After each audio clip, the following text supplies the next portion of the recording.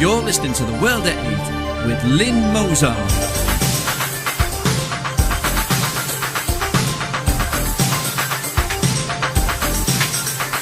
The World at 8, the number one in nationalist news. Highlights of the news, Friday the 10th of May. Stuart Hall, now it's all about the money in the headlines. Chelmsford paedophile spared jail. Mum hits out a Keighley paedophile escapes jail. Federal Europe will be a reality in a few years. David Cameron, I can't legislate for an EU referendum. Europe to risk being global spectator, NATO chief. Nick Griffin, MEP from the belly of the beast. West determined to invade Syria. Where are you going to go? Christians forced out of Muslim-dominated countries. You got to recognise Islamic terrorism to deal with it. Thought for the day, howling at the moon. And finally, Muriel in delirium.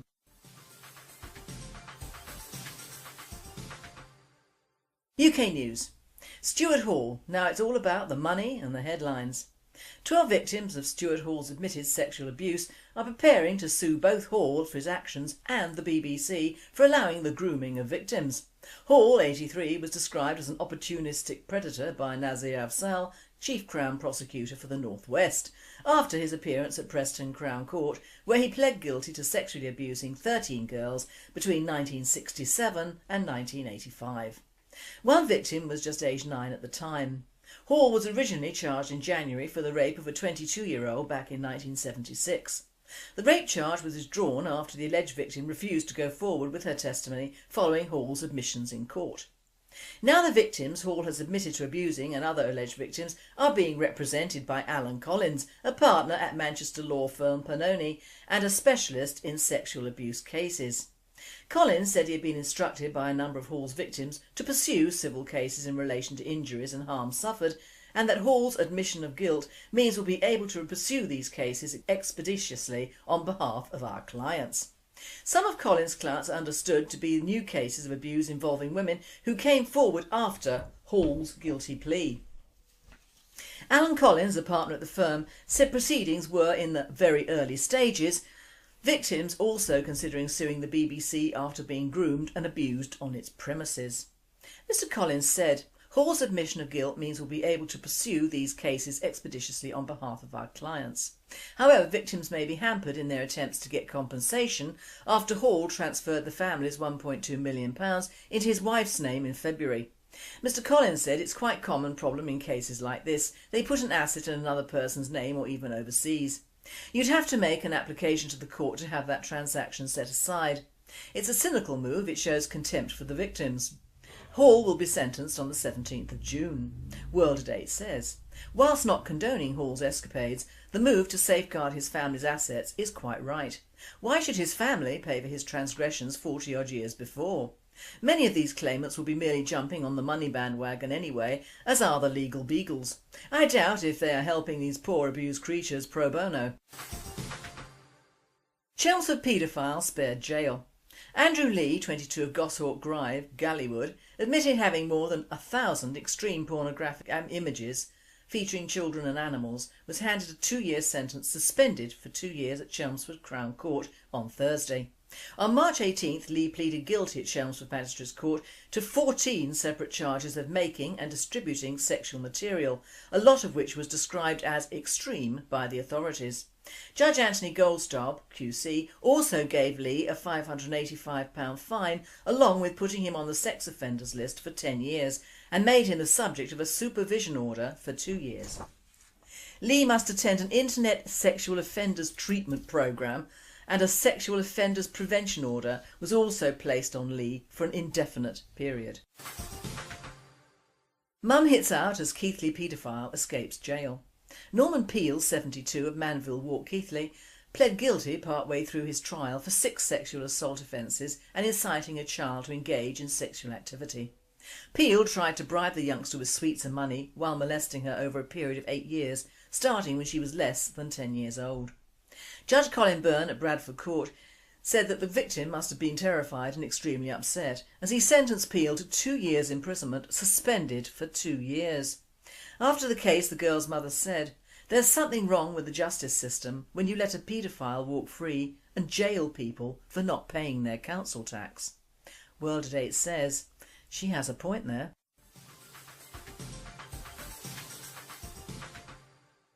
European news. Federal Europe will be a reality in a few years, says José Manuel Barroso.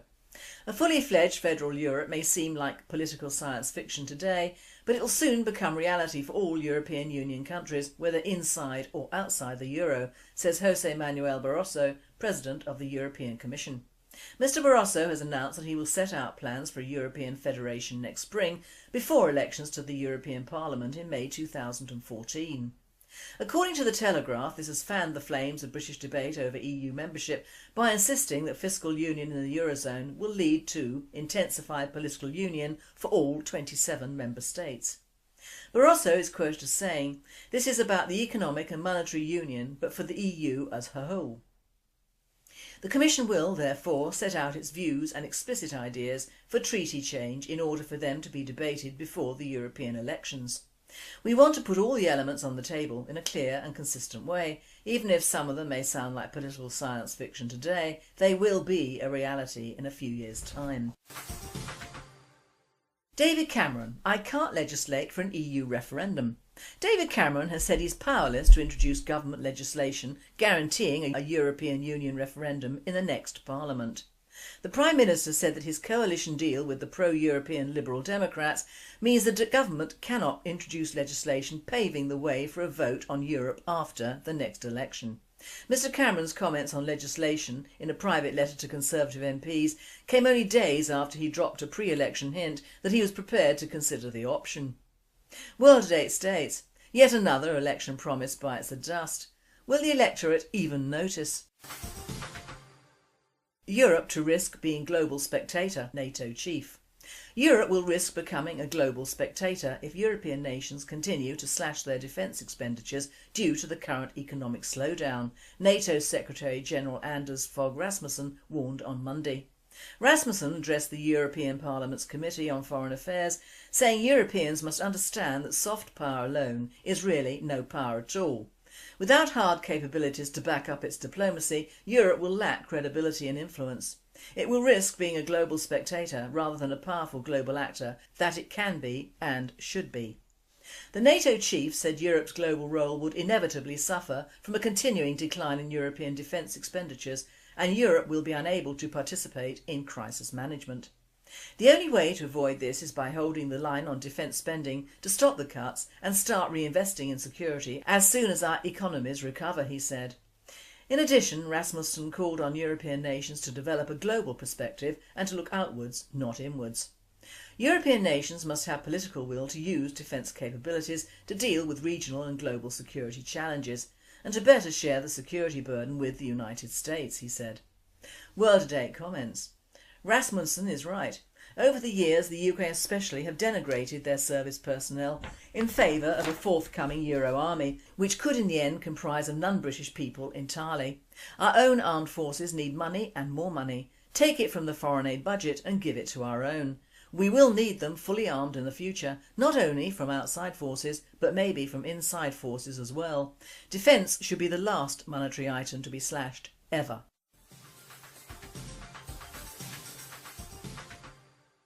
I now hand you over to Nick Griffin, MEP, from the belly of the beast.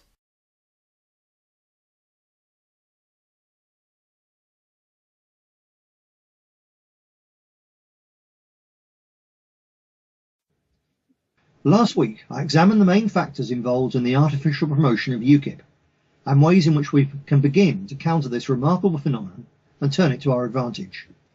Incidentally, in listing what we in the BNP have faced as part of the establishment campaign to halt our advance and so create the political space for UKIP to pose as an alternative, I forgot last week to mention the Queen, Prince Charles, the General Synod of the Church of England, the Methodist Church, the modernist wing of the Catholic Church and the National Union of Teachers.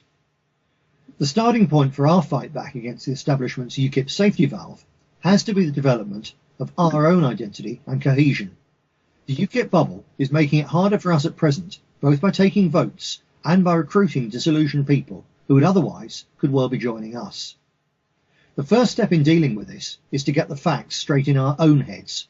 UKIP is not a nationalist party, even though the vast majority of its voters are motivated by essentially nationalist concerns and values. We have to open clear white water between them and us. Right-wing conservatism is not nationalism. Free trade and capitalism are not nationalist. In fact, they're even more incompatible with nationalism than is Marxism. Fortunately, there are two key areas in which we must and easily can develop a healthy gap between UKIP and us. UKIP openly boasts of being a libertarian free trade party. The name and free trade dogma of Adam Smith are repeatedly invoked on its website. This ultra-capitalist position has at its rotten heart the belief in the economic and moral necessity for the free movement of goods, capital, and labour. In other words, people. In other words, immigration. So not only does UKIP subscribe to the Trotskyite-inspired creed of anti-racism, it also believes that economics are the most important factor in our national life, more important than identity, culture, and the survival of our people. This is why, although they pose as an anti-immigration party, UKIP in fact only oppose immigration from white, Christian, Eastern Europe, while quietly being in favour of the immigration of about 300,000 cheap labour Asians and Africans into Britain every year. UKIP is a hyper-materialist party for whom profit is God. Their mammon is the most jealous god of all, which is why it took Farage just 24 hours after his big election breakthrough to signal a softening of UKIP's bogus, hard-line, anti-immigration stance. You can check it in The Guardian, the 4th of May 2013. On Islam, too, UKIP has a potentially electorally damaging weakness. Despite its clear status as yet another Zionist puppet organisation, Farage is on record as saying that he has no problem with Islam. While most of his voters would no doubt disagree, Nigel is all too well aware of the fact that his popularity was bestowed on him by the BBC more than any other institution in the country, and what the BBC gives, the BBC can take away, hence his extreme wariness of upsetting the Islamophiles in Bush House. All of which provides an obvious and yawning gulf between UKIP and the BNP, a gulf on which, if the choice is set out plainly, the vast majority of UKIP's May the 2nd voters are on our side, not Nigel's. This difference between us is even more marked in the fields of economics and social justice. While UKIP's efforts to steal our anti-immigration thunder are utterly deceitful, they are actually honest in their plans to give free rein for the banksters and corporations to loot Britain, their support for the dismantling of the national state through privatisation, and economy-breaking and community-shattering austerity, and for the concentration of more and more property in the hands of a smaller and smaller and richer minority. As the rolling financial crisis and the greed of the elite continues to savage the living standards and security of ordinary people, the appeal of UKIP's Thatcherism will wane, to working class voters in particular. Even if UKIP were to survive Nigel's immense personal ambition to become a Tory MP, UKIP's economic policies will continue to appeal to some in the elderly middle class, but the more the economic and social pain piles up, the larger will be the gap for a party of the patriotic, non-Marxist left, especially in England. The British National Party can and must fill that gap. We need to get this into our collective head for once and for all. Nationalism isn't about the me of the pro-capitalist right. It's about us. It's not about the rights of super-rich individuals. It's about the rights of the community, the people, the nation, the race. And it's precisely the us factor that's missing in modern British politics. The selfishness and disengagement that at first sight appear to be the problem are in fact only a symptom. People out there want to believe. They want to do good things. You can see that from the huge popularity of worthy charities, such as Help for Heroes. But the political elite have wrecked not just our country, but also people's faith in politicians, politics, and democracy. They think, with good reason, the country's finished. They fear, again perfectly reasonably, that no one else can put it right. So they've given up on the apparently doomed us, withdrawing instead to their me, them, their family, and immediate friends. Having knocked on the doors of people in Maryport the other week, who couldn't even be bothered to get themselves on the electoral register, I can tell you from direct personal experience that many of them only need a nudge, only need a glimmer of hope, only need someone to reassure them that their views are understood, for them to be re-involved in politics. That's how, despite the corrupt failure of the council even to process many of those registration forms, we got the council election turnout in a working class ward up to levels rarely seen even in middle class ones. But I can also tell you that door knocking and delivering freedom will not touch the 60% who've already given up on local government politics and who are likely to give up even on national politics if the future bursting of the UKIP bubble happens at a time when the BNP still has not sufficiently recovered organisationally from the war of attempted political extermination that the establishment has waged against us. Fortunately, the key to full recovery from that war is the same as that needed to catch the imagination and revive the political interest of the disengaged 60%. What is needed now is not for nationalists to turn away from the people. The answer is not in defeatist fantasies of running for the hills and establishing isolated all-white communities, while indulging in cowardly and snobbish sour grapes claims that the masses aren't worth saving anyway. No. Just look at what the winners do. Muslim fundamentalists didn't go off in a sulk when the Arab masses turned to secular socialists like Nasser. They simply knuckled down to the long job of building the alternative welfare system that has since convinced huge numbers of ordinary Arabs that someone is on their side. It's okay for the Muslims. They've got limitless amounts of Saudi oil money to fund their welfare programs, is a riposte I've heard to this analysis. The answer to that, of course, is Golden Dawn. The controversial Greek Nationalist Party has no oil money and no big backers. It certainly doesn't have decades of experience in running practical or even symbolic relief operations, because even a few years ago it had so little support that it had to temporarily disband. The common denominator between the Muslim Salafists and Golden Dawn is that their people believe. They are first and foremost idealists, but just as important, they're also deeply practical.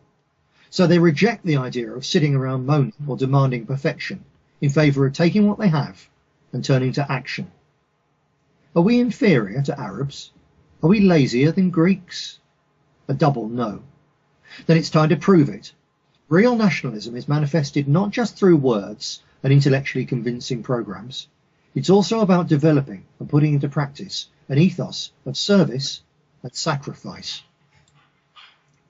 The selfish, callous, snobbish Thatcherism of UKIP's leadership needs to be countered by a positive, practical idealism. At present, the BBC has managed to convince a quarter of the 35% who still vote regularly that UKIP might be different. That leaves over 90% of British adults to be convinced that we are different, not by what anyone else says, not by what we say, but by what we do. This is so important that we have to find ways to make serious and sustained community action the very core of party activities. Such a radical change will encounter resistance from the lazy, the stupid and the stick-in-the-muds. But fortunately the visionaries, the ambitious, the good people who seriously want to win will carry it through and move us forward. A significant number of our members have already got this point, at least in principle. But there is a difference between getting it and doing it. It's a great idea and it's great to see the BNP doing it, was typical of the supportive comments on our website on the couple of reports we had of our late winter experiment with local food banks. What the hell is wrong with people? Is it decades of television that has turned so many from doers into watchers?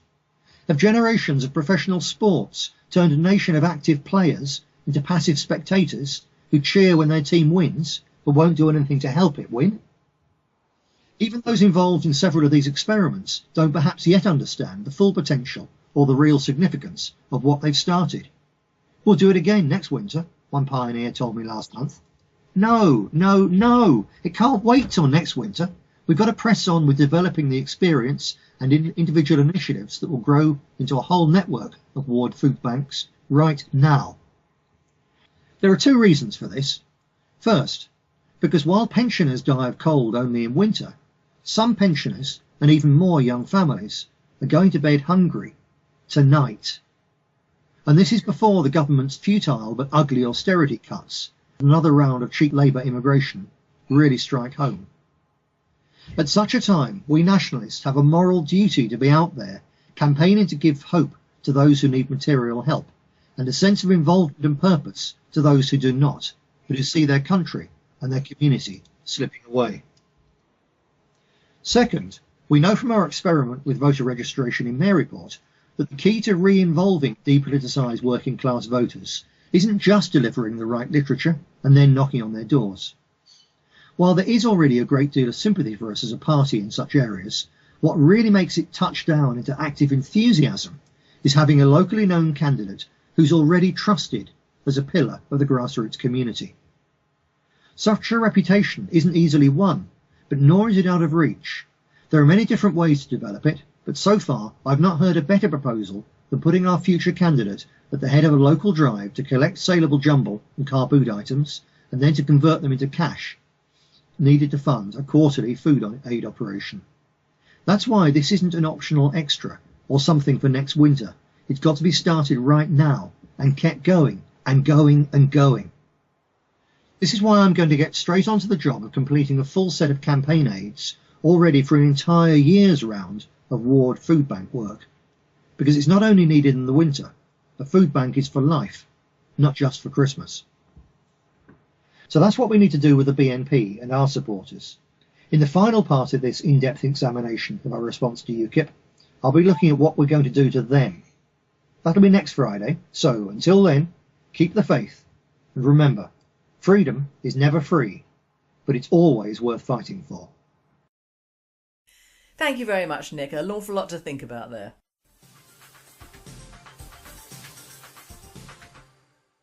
World news. West determined to invade Syria. According to the testimonies we've gathered, the rebels have used chemical weapons, making use of sarin gas, UN investigator Carla Del Ponte, a former war crimes prosecutor, said in an interview with Swiss Radio late on Sunday. We still have to deepen our investigation, verify and confirm the findings through new witness testimony, but according to what we've established so far, it is at the moment opponents of the regime who are using the gas, she added. This is not surprising. Haaretz reported on March 24th, jihadists, not Assad, apparently behind reported chemical attack in Syria. The rebels in Syria that the US has been arming and otherwise supporting are Al-Qaeda and the Muslim Brotherhood. In the face of these reports, British Prime Minister David Cameron still maintains that evidence is accumulating of the Syrian government's past and continued use of chemical weapons such as sarin gas. There is a growing body of limited but persuasive information showing that the regime has used and continues to use chemical weapons including sarin, and the room for doubt about this continues to diminish. In Syria the atrocities continue to mount, Cameron recently told Parliament. In the USA, Obama administration officials do not totally echo the British position, saying they're taking seriously new allegations that Syrian rebels had used chemical weapons, but has seen no evidence to confirm the reports. The Obama administration still maintains the Syrian government likely used the nerve agent sarin in recent months and do not believe the rebels had obtained this chemical agent or other such illicit agents. White House Press Secretary Jay Carney told reporters, "We are highly sceptical of suggestions that the opposition could have or did use chemical weapons. We find it highly likely that any chemical weapon use that has taken place in Syria was done by the Assad regime. And that remains our position, as does the recent USA deliberation to arm Syrian rebels as the possibility of direct US intervention before summer's end grows more likely."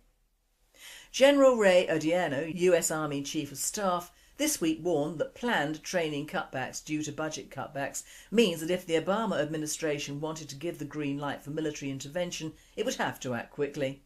Odierno said that the window of opportunity for a military assault on Syria is within the next 3 to 4 months, and intervention after the end of summer would be unlikely.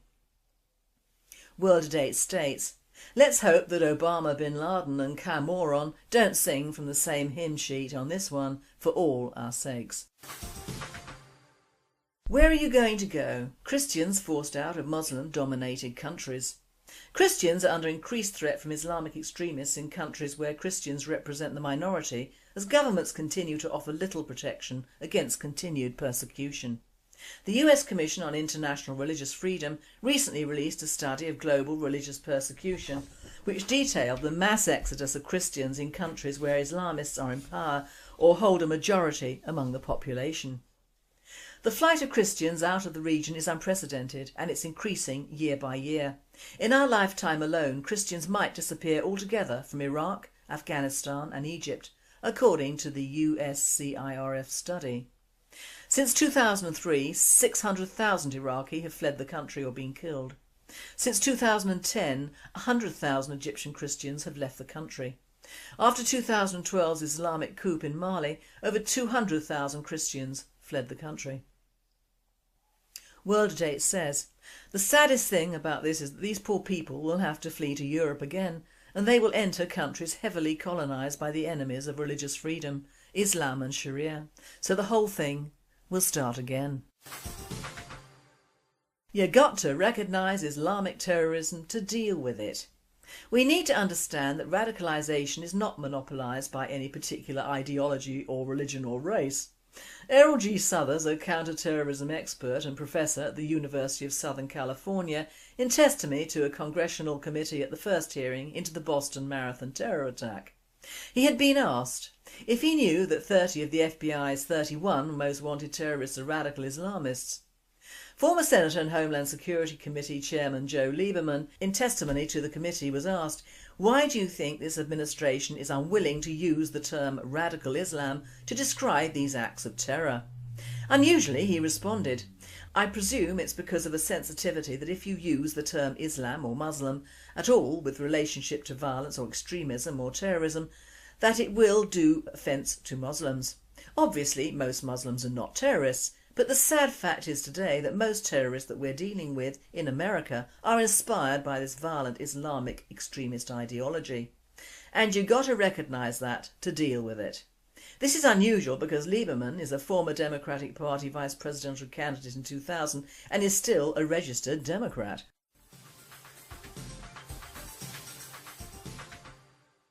Thought for the day: Howling at the Moon. You may think this is an odd title for a thought, but it's the only way I can describe what I feel about the subject of unfairness and an unequal balance of circumstances that exist in this country today, and that it would appear few people actually want to do anything about. It isn't the immigration problem, it isn't the Muslim problem, it isn't the complex financial problems of keeping a country going with billions of pounds seeping through to the rest of the world, and it isn't the terrible disparity of justice that creates a huge divide in our country, or the many myriad problems that now exist and outweigh our beautiful land. It isn't those problems, but a singular top of a huge iceberg of all these problems, which have not only been piling up, but providing firewood for the burning problem of being a nationalist in a socialist country. This is why Howling at the Moon is the appropriate title, because that is what being an outsider, and an unwanted one at that, makes me want to do. Just rush out the next full moon and start howling. Although in hindsight I wouldn't want to give my neighbours cause to send me to the funny farm. It is apparent to all nationalists that we are prevented from running and promoting our particular party as it should be run and promoted as regards the public. It's no accident that whilst events in Europe seem to be rushing towards a similar situation as at the end of the Weimar Republic, this has infused our government for the last few years in a totalitarian clampdown on all things nationalistic and patriotic. It cannot have escaped even the most ignorant Brit that our church bells have long ceased ringing, and alongside that all our watering holes in the forms of various old and many public houses are slowly being forced out of business. And these are just two of the great British traditions which soon will no longer be around. It's no accident that all doors have slowly closed against patriotism in its purest forms. The nearer we get to success, as indeed we have done up to the last couple of years, if Bismarck had closed all the beer kellers in Berlin in the late 1920s, there would have been no nationalist socialist meeting places. So you see what I mean by the stifling of freedom of speech for a people who might think the opposite way to a socialist or communist think tank by any other name. I have a dream.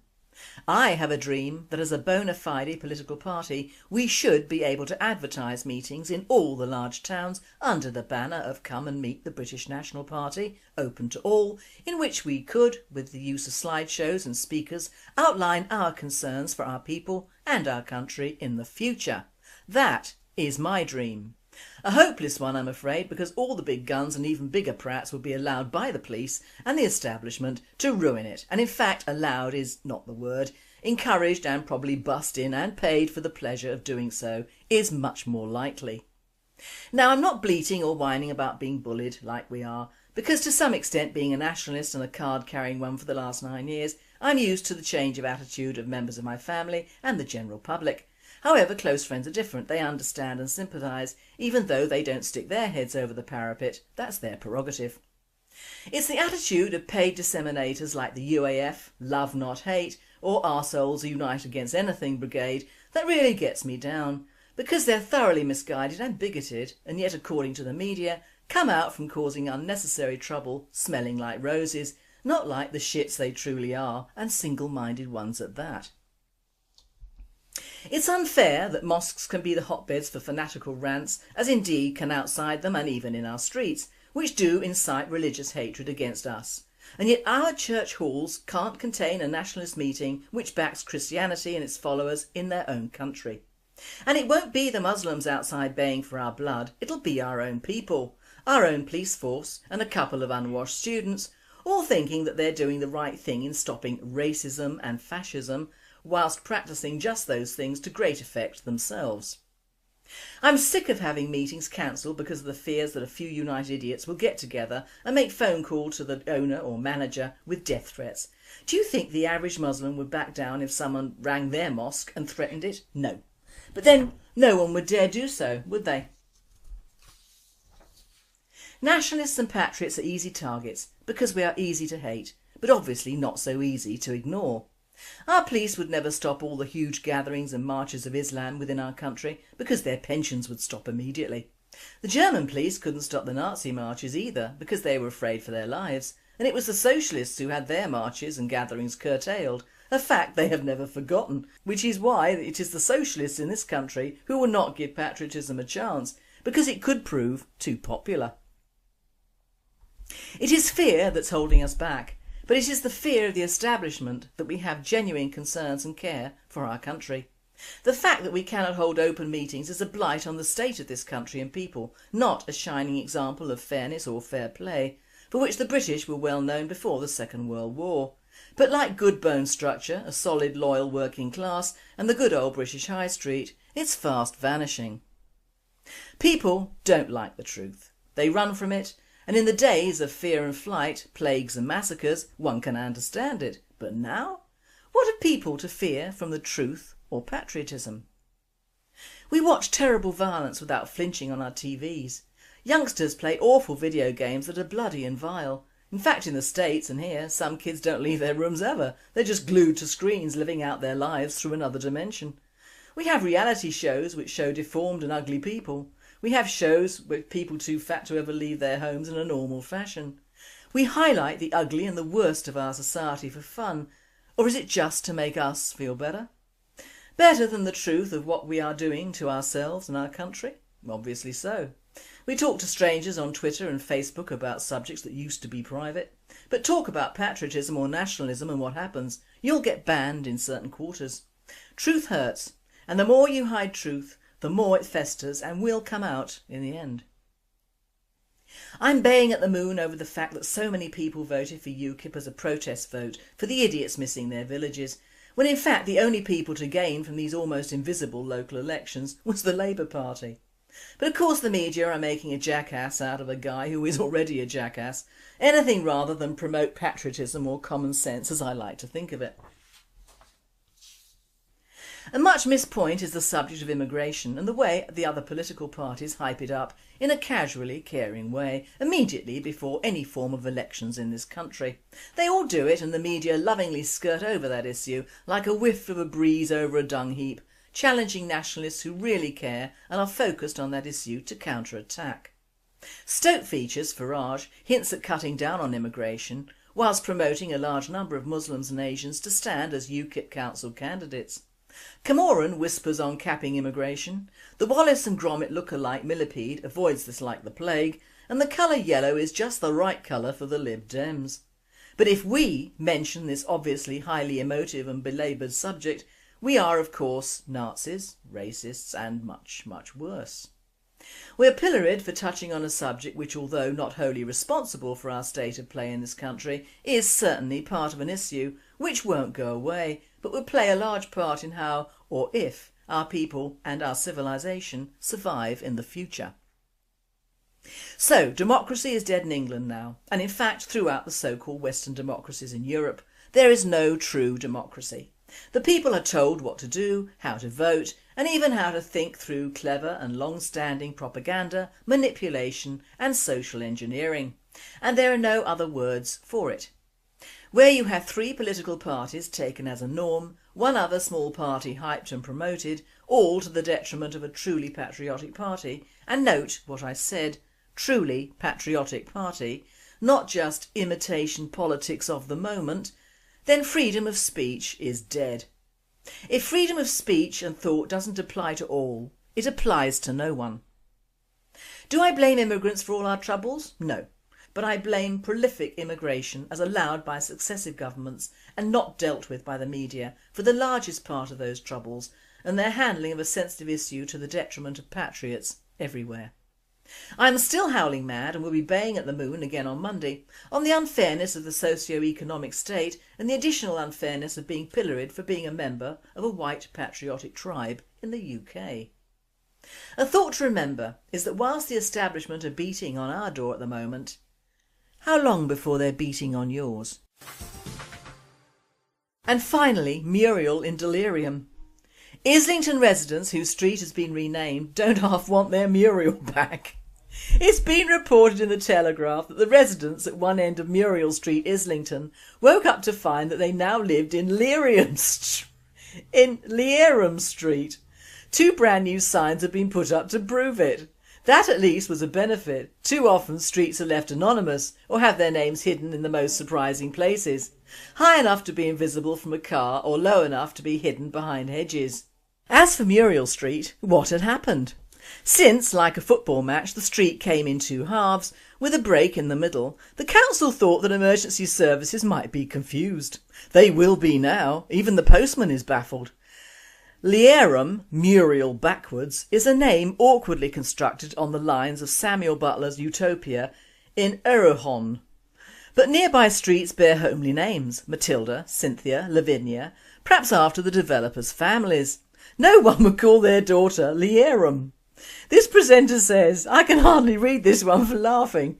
Who do these councils employ to do this work? Would someone please tell me what a Leerham is? If you notice Butler's Utopia is nowhere backwards as Muriel Leerham. Is someone out there missing their village or perhaps motherland? Please bring back Muriel. On another tack, of course, if the street were to be renamed Abu Hamza Strasse, they wouldn't F that up, would they? Imagine that backwards. Esarts Asma Uber. You've been listening to The World at 8. I am Lynn Mozart and I and the team at World at 8 and Radio Britain wish you all a very happy and a very safe weekend.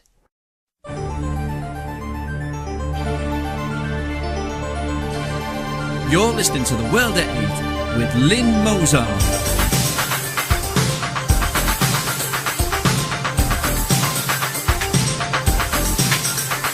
The World at 8, the number 1 in nationalist news. Highlights of the news, Friday the 10th of May. Stuart Hall, now it's all about the money in the headlines. Chelmsford paedophile spared jail. Mum hits out a Keighley paedophile escapes jail.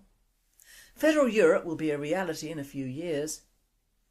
David Cameron, I can't legislate for an EU referendum. Europe to risk being global spectator, NATO chief. Nick Griffin, MEP from the belly of the beast. West determined to invade Syria. Where are you going to go? Christians forced out of Muslim-dominated countries. You got to recognise Islamic terrorism to deal with it. Thought for the day, howling at the moon. And finally, Muriel in delirium. Admission of guilt means we'll be able to pursue these cases expeditiously on behalf of our clients. Some of Colin's clients are understood to be new cases of abuse involving women who came forward after Hall's guilty plea. Alan Collins, a partner at the firm, said proceedings were in the very early stages, Victims also considering suing the BBC after being groomed and abused on its premises. Mr Collins said, "Hall's admission of guilt means we'll be able to pursue these cases expeditiously on behalf of our clients. However, victims may be hampered in their attempts to get compensation after Hall transferred the family's £1.2 million into his wife's name in February. Mr Collins said it's quite a common problem in cases like this. They put an asset in another person's name or even overseas. You'd have to make an application to the court to have that transaction set aside. It's a cynical move, it shows contempt for the victims." Hall will be sentenced on the 17th of June. World at 8 says, whilst not condoning Hall's escapades, the move to safeguard his family's assets is quite right. Why should his family pay for his transgressions 40 odd years before?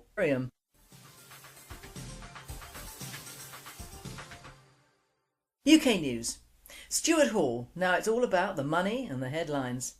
12 victims of Stuart Hall's admitted sexual abuse are preparing to sue both Hall for his actions and the BBC for allowing the grooming of victims. Hall, 83, was described as an opportunistic predator by Nazir Afzal, Chief Crown Prosecutor for the North West, after his appearance at Preston Crown Court, where he pled guilty to sexually abusing 13 girls between 1967 and 1985. One victim was just aged 9 at the time. Hall was originally charged in January for the rape of a 22-year-old back in 1976. The rape charge was withdrawn after the alleged victim refused to go forward with her testimony following Hall's admissions in court. Now the victims Hall has admitted to abusing and other alleged victims are being represented by Alan Collins, a partner at Manchester law firm Pannoni and a specialist in sexual abuse cases.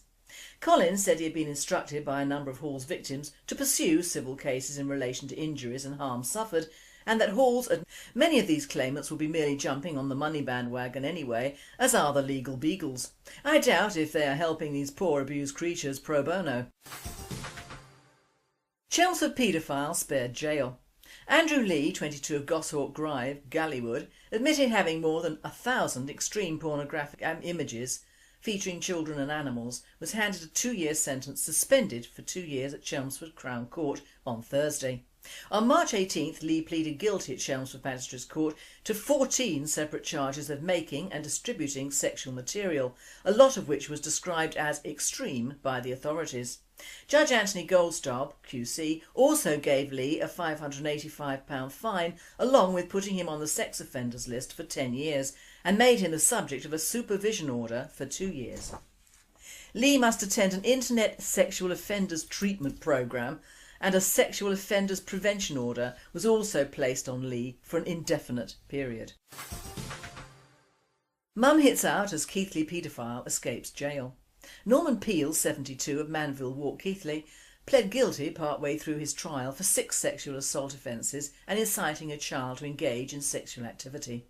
Peel tried to bribe the youngster with sweets and money while molesting her over a period of 8 years, starting when she was less than 10 years old.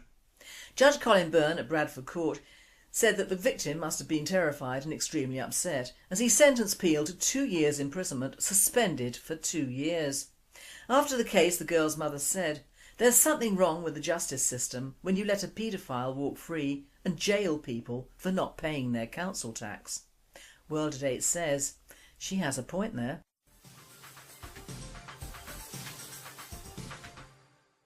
European news. Federal Europe will be a reality in a few years, says José Manuel Barroso. A fully fledged federal Europe may seem like political science fiction today, but it will soon become reality for all European Union countries, whether inside or outside the euro, says José Manuel Barroso, President of the European Commission. Mr Barroso has announced that he will set out plans for a European federation next spring,